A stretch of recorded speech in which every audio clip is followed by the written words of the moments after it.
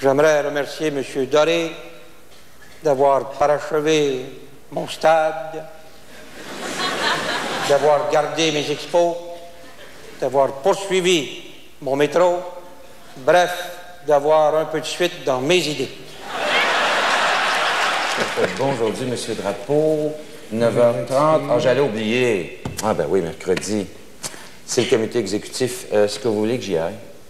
Allez-y encore ce matin, comme d'habitude. D'accord. Tu m'as encore volé mes biscuits. Ah!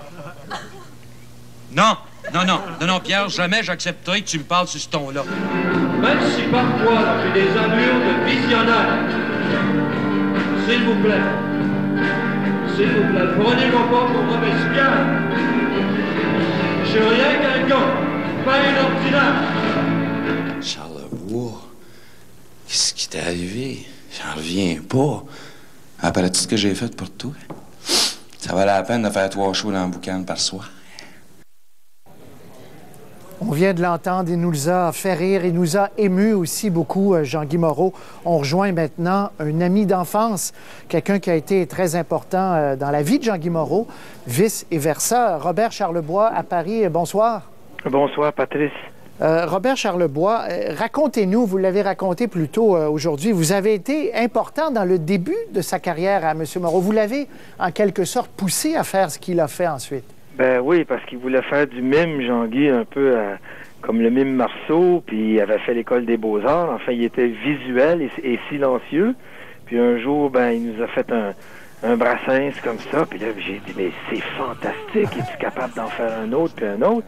Et puis on a commencé, ben, il y a 50 ans. C'est 50 ans d'humour du québécois qu'on perd aujourd'hui.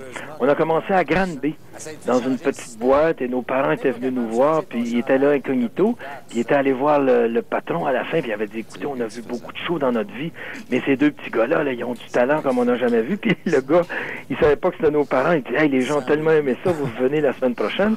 Et c'est le début de notre beau voyage, puis moi j'étais son pianiste, et puis les gens avaient envie de rire, puis moi il fallait que je chante de temps en temps, parce qu'il se maquillait complètement quand il faisait, mettons, l'Éveillé ou Raymond Lévesque, il se mettait des blocs de bois. Quand il faisait Brassens, il se mettait la perruque, les sourcils. Donc il changeait même de costume, il fallait entre les deux meubler.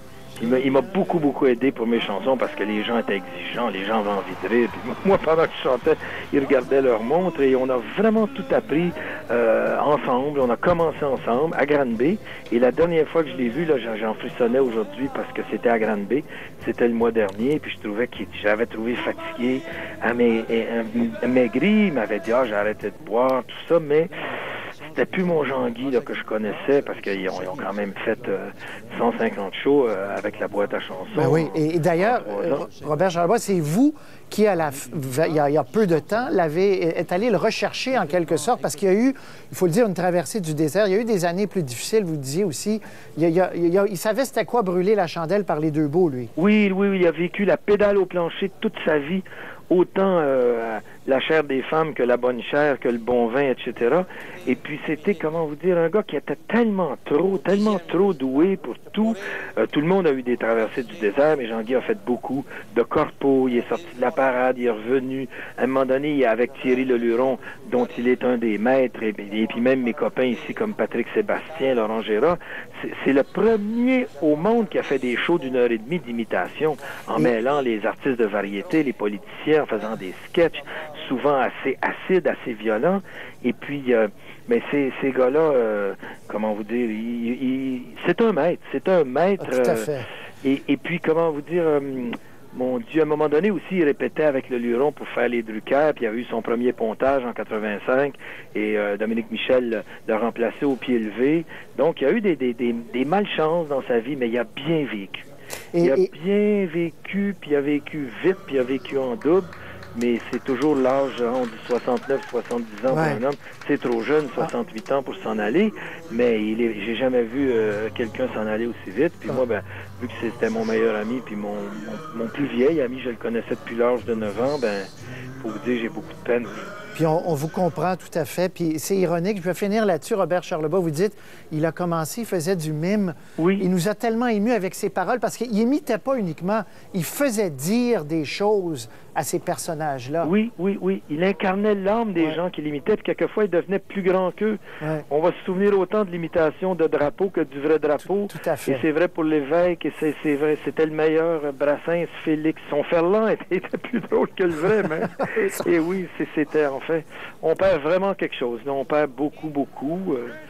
Et puis, il nous a donné des beaux cadeaux. Il m'a fait mourir de rire toute ma vie. C'est l'être qui m'a fait le plus rire au monde, puis c'est normal qu'il me fasse pleurer aujourd'hui. Merci infiniment, Robert Charlebois, pour cet entretien. Merci, Patrice. Salut, à la prochaine. Au revoir.